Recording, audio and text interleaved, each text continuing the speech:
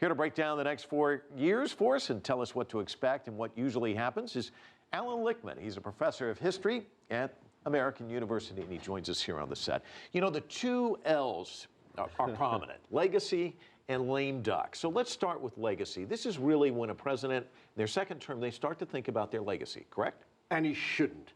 Forget legacy. You don't get legacy by thinking about legacy. You get legacy by making real accomplishments that fundamentally change the country and move it in a better direction. So think about what you can do, and the legacy will automatically follow. The other L, lame duck. It's a lame duck president. We hear this all the time. How much time does he really have to really get things done before people start jockeying for the next presidency? Well, they're already jockeying for the next presidency. We now have the perpetual campaign in America. But obviously, you want to strike while the iron is hot as a second-term president. And there's only one way to do it. You know, he's got a Republican House and a conservative Republican House. But Congress is like Wall Street. It operates on greed and fear. So how do you make them fearful? You bring the American public behind you. If Barack Obama can get a tailwind from the people on his top agenda items, he's already got it on gun control. He seems to already have it on immigration.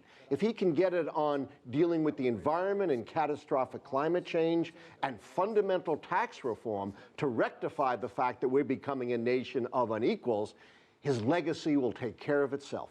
One final question. There's always this honeymoon period that presidents have. How long can he really, I mean, he already has kind of an unpopular approach for many members of Congress where they don't really like him. Does he have a honeymoon period at all? You know, you have a honeymoon in your first term, but as they say, you can't go home again. He doesn't have a honeymoon. You only get one of those in every marriage.